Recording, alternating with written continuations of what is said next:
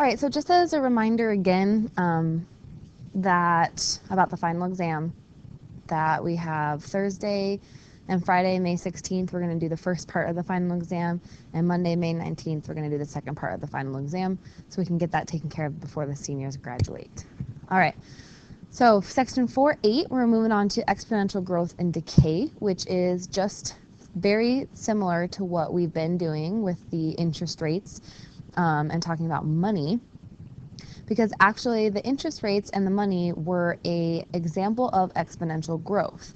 When you put a amount of money, a lump sum, into an account and let the interest grow, it grows at an exponential rate. So that was exponential growth. But now we're going to talk about both exponential growth and decay, and we're going to be talking about things, populations other than just money.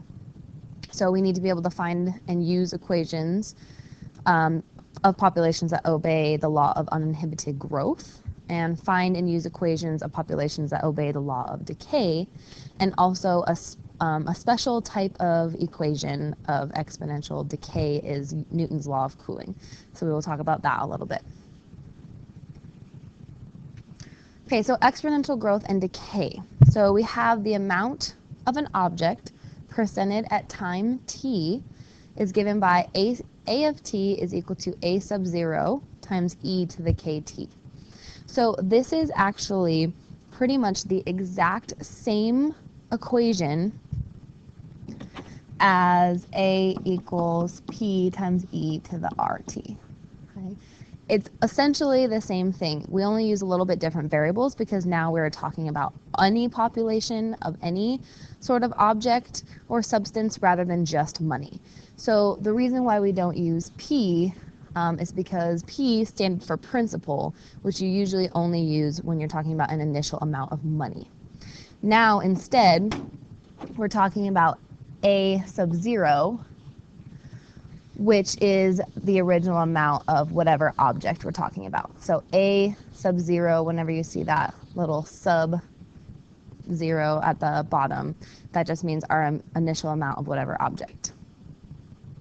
And then also we have K instead of R, but we're still, K is going to be the rate of decay or growth. So we're still talking about a rate. Now R in the APER equation was always a rate of growth. Okay, when we have interest, then things are growing, whether it's the amount of money that you get or the amount of money you owe. The interest is going to make that amount grow. In this case, K being the rate, we're talking about growth or decay. So if K is greater than 0, or if K is positive, that means we're going to have exponential growth. If K is less than 0, or if K is negative, then we are going to have exponential decay. So here's just the graphs here, which you guys should have on your handout. We have exponential growth for K is positive and exponential decay for when K is negative.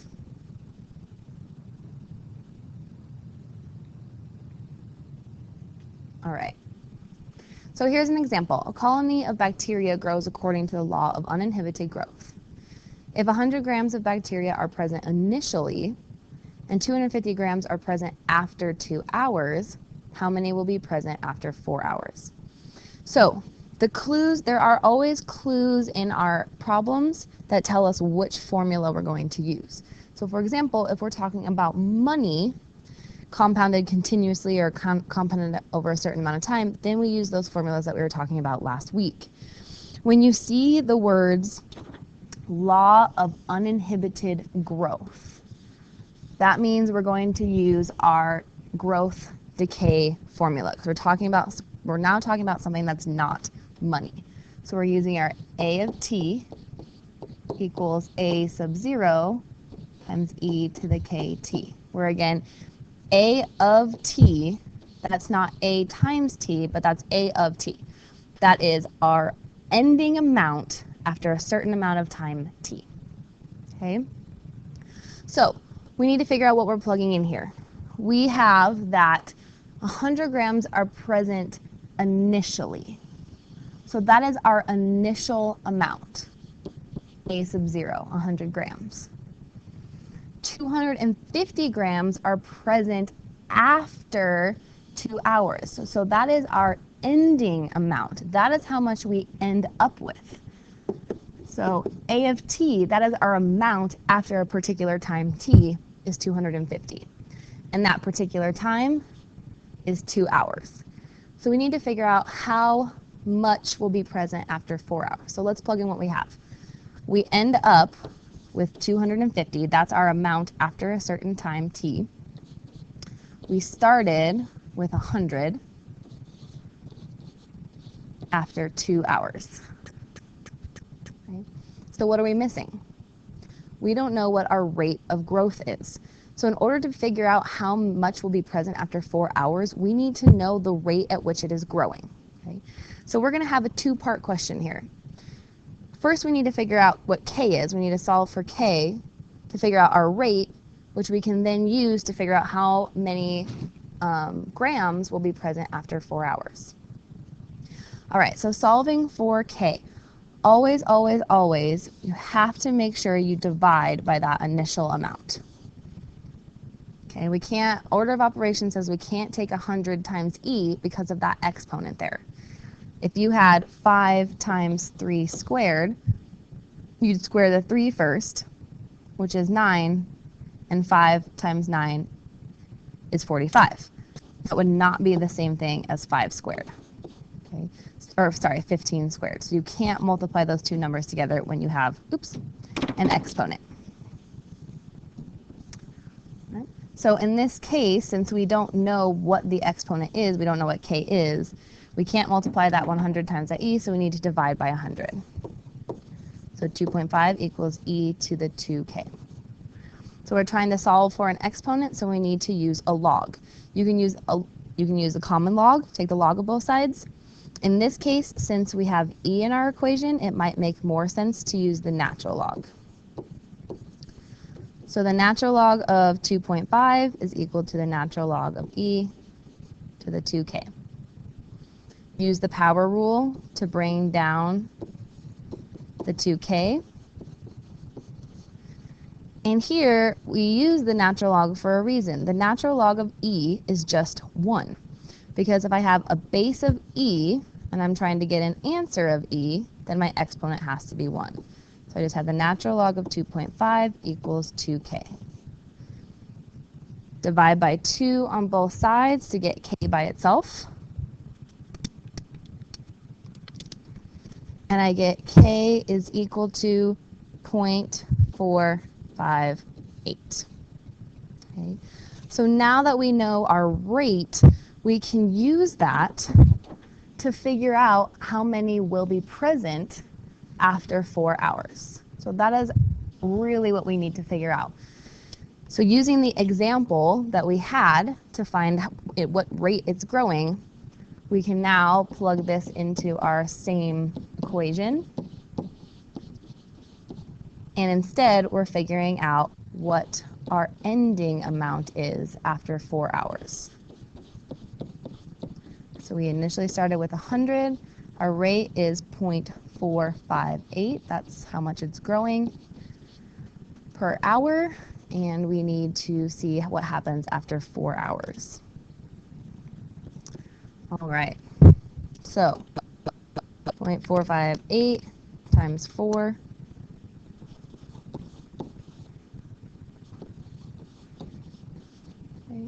So try not to round in your calculator. Okay, so we have e to the 1.832, and we get 6.2463 and so on.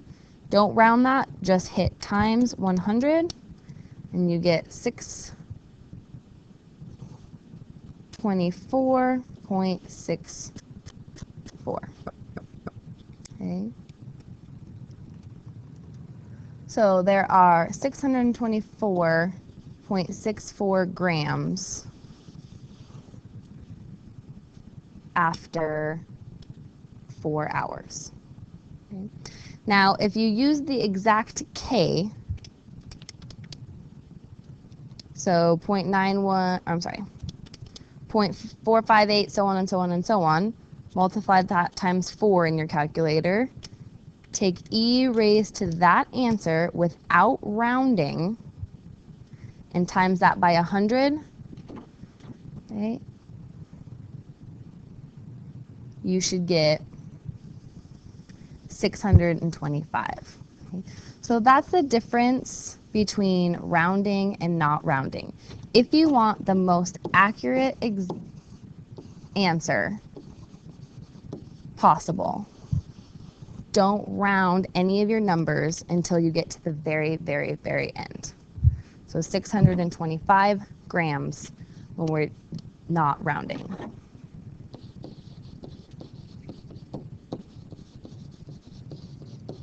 So that would be the most accurate answer.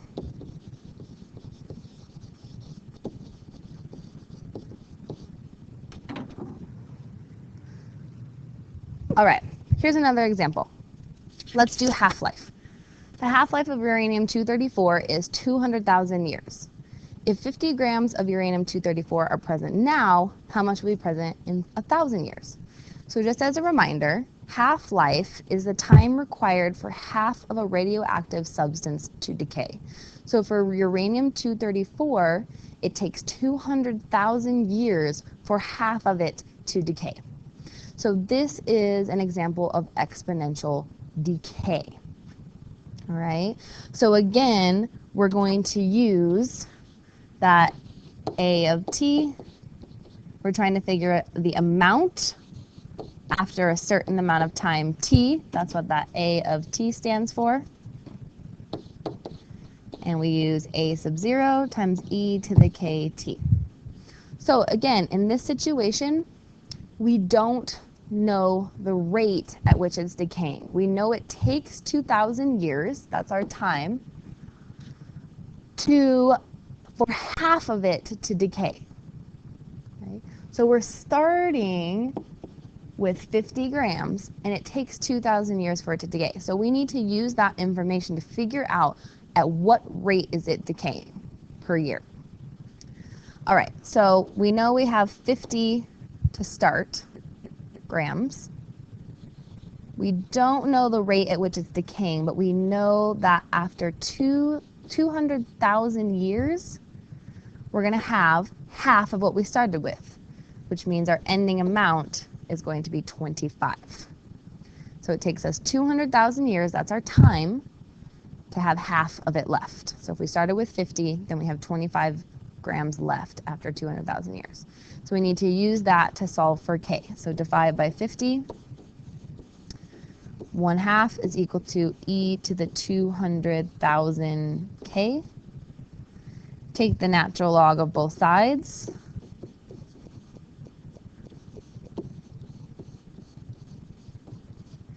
We can use the power rule to bring that 200,000 down to the front. And we know that the natural log of e is just 1. So I'm just going to leave that as 200,000 k. So the natural log of 1/2 is equal to 200,000 k. So divide by 200,000, and we figure out what our rate is.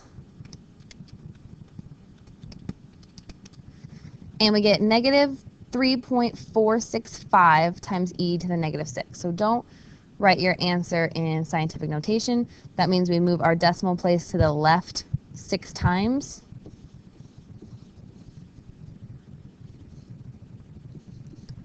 Okay, so k is about negative 0.00000347 and so on.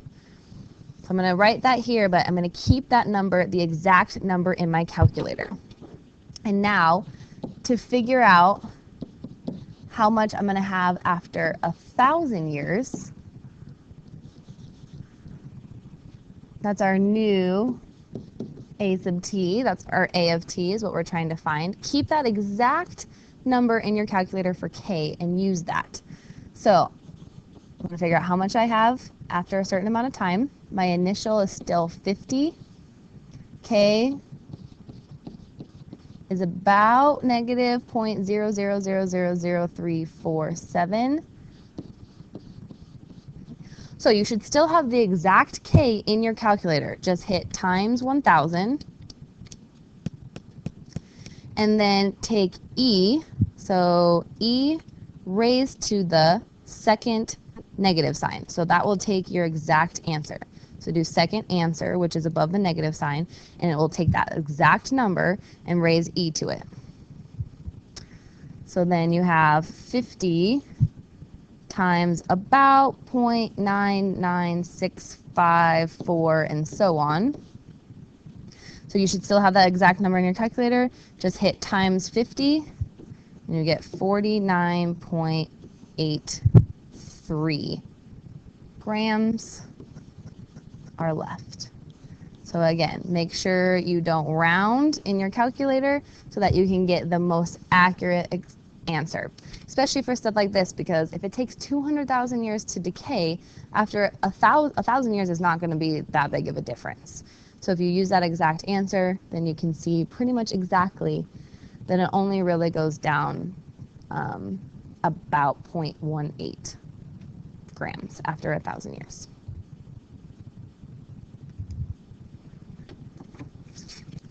Okay, so this example, bacterial growth practice, you guys have this in your packet. It'll be your responsibility to have this finished on your own before you come to class. So if you need to pause the video and complete this, go for it, or you can come back to it at the end of the video, but just make sure that this problem is complete before you come to class.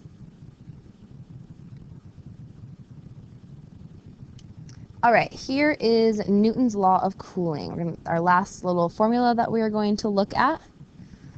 So it's just a special type of exponential equation, of exponential decay, but now we're talking about the temperature of things rather than particular objects or money. So when we're looking for the cooling of temperature, so the temperature is decaying in another sense. So U is the temperature at a given time t. So U of t. Again, not U times t, but U of t, the temperature at a particular given time. T, capital T, is the constant temperature of the surrounding area. So for example, my body temperature is going to be different than the temperature of the air around me. So capital T is the temperature of the surrounding area. U sub 0, again, and anytime you see that sub 0, it means it's going to be initial of something, some starting point. So in this case, since U is temperature, then U sub 0 is the initial temperature of the object. And then K is the negative constant. Again, the rate at which the object cools. Okay. And it's always negative because we're going from one particular temperature and then we're cooling down to a lower temperature. So in this case, K should always be negative. And then lastly, time. T is going to be time. All right, so here's an example. Newton's law of cooling. An object is heated to 100 degrees Celsius and is then allowed to cool in a room whose air temperature is 30 degrees Celsius. If the temperature of the object is 80 degrees Celsius after 5 minutes, when will its temperature be 50 degrees Celsius? All right, so we're going to use Newton's law of cooling. So anytime you have a problem that's talking about temperature cooling, then you need to use this formula, Newton's law of cooling. Okay. So we have T plus U sub 0 minus T.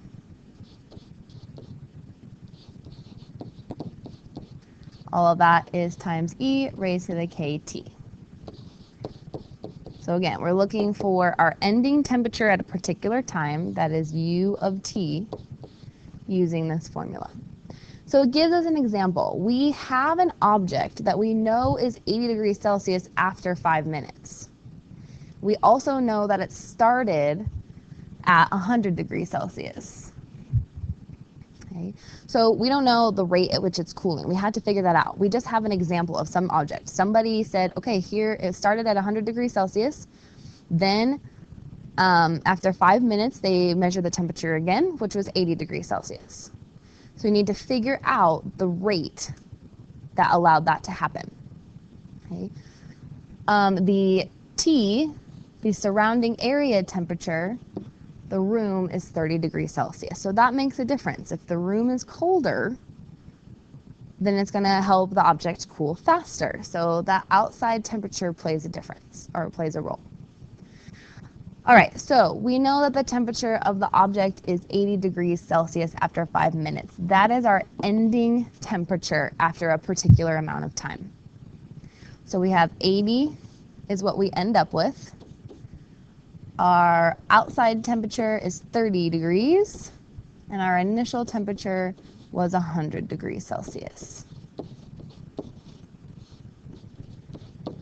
And we've allowed 5 minutes to pass, so we can figure out how fast it's cooling off, solving for the K. All right, so the order of operations, make sure we're solving this backwards like we would normally. Always undo our addition and subtraction first. It's just an algebra problem. Like this, 100 minus 30 is 70. Okay. Then we divide by 70 on both sides. So 50 divided by 70 is 5/7. Okay. And we can take the natural log of both sides, or in this case, and I know some of you like to do this instead, so we'll do the other method where you just put it into log form. So log base E is the natural log of 5/7 is equal to 5K. So all I did was take it from exponential form to log form. So the base is E, so that's natural log of 5/7 equals 5K. Then divide by 5.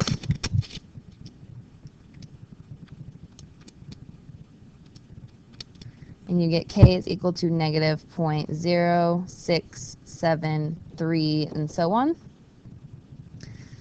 Remember, our K should always be negative, so if you don't get a negative K, something went wrong.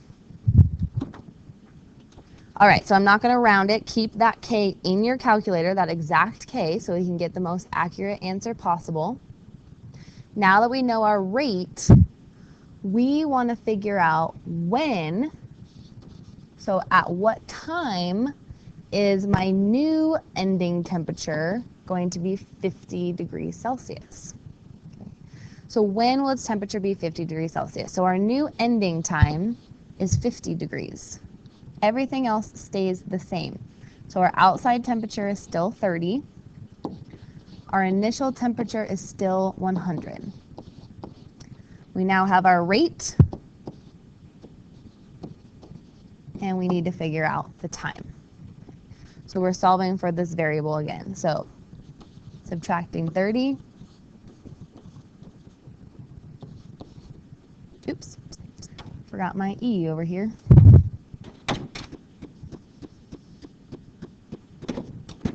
E to the negative 0.0673 T. All right. Divide by 70, always dividing by that initial amount first.